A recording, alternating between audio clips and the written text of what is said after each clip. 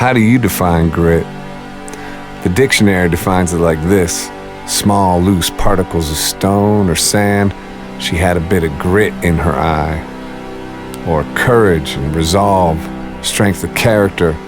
He displayed the true grit of the Navy pilot. Grits, a soft, warm comfort food. Love grits.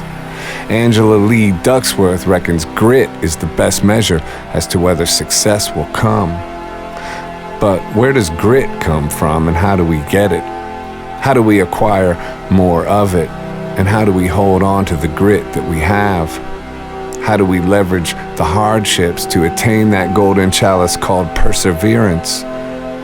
Well, what works for me is viewing fear as the opposite side of faith, and both of them being part of the same magical coin that is always in my pocket. Flip a coin a day, and sometimes you're in fear and other times in faith. But that's okay. You can always flip again. Just don't flip out. Grit for me is about allowing fear to become your friend, but making sure that faith stays in the room when you have your conversations with fear about leaving you alone for a while. Faith is the protector over your shoulder, staring fear down just outside of your line of sight. I try looking at failure or hardships on the way to realizing a dream as the world, the universe, or God co-creating with me the pathway of my dreams' fulfillment, rather than a reason to stop.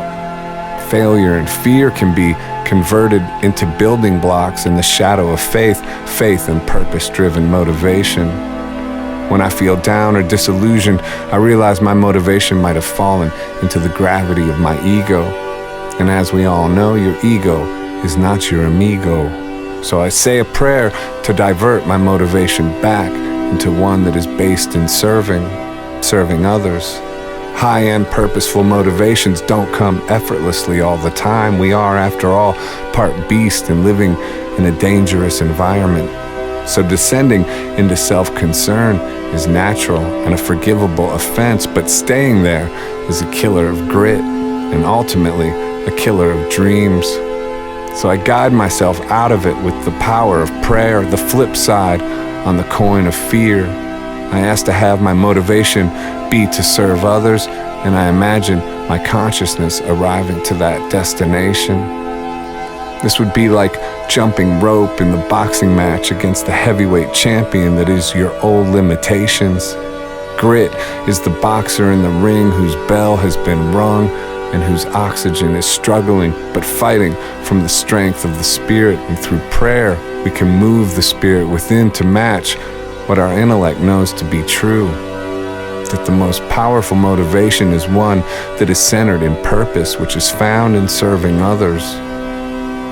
Part of fighting through the many moments when grit is required is knowing in advance those moments will come, and setting up tools of endurance and a plan for perseverance when the world tries to shake up your resolve. A boxer trains endlessly to get in fighting shape. They spar, they jump rope, they run, they lift, they drink raw eggs and go for runs through the Philadelphia of the mind. But what's the equivalent of that for the pursuit of goals outside of a boxing ring?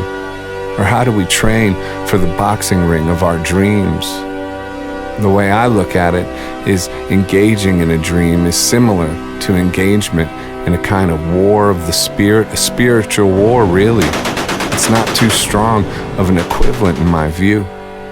And so, what is the mindset you have when you know you are going into a war? One would be an expectation of destruction and the potential for injury and even death. If you shift your mindset into that level of intensity and purpose before the need for it arises, you fill the tanks with some pretty good fuel in the engines of perseverance. And what does that battle look like? What are the bullets and grenades of that war? What are the jabs and left hooks? One is time. It's going to take longer than you think, or it probably will. Or at least you should prepare yourself for that reality. And When I say you, I mean me. I mean any of us trying to overcome what's held us back, the royal we. And beyond our own limitations, we will get pushback from principalities and demons, both within and without. The devil is famous for hating progress, and his job is to try and prevent us from making any. And when we attempt to elevate ourselves from the old, worn-out structures of failing identities, the pushback is extreme. So to engage the spirits of faith and purpose through prayer and thought focus is really just a practical approach. Ironically, practical faith.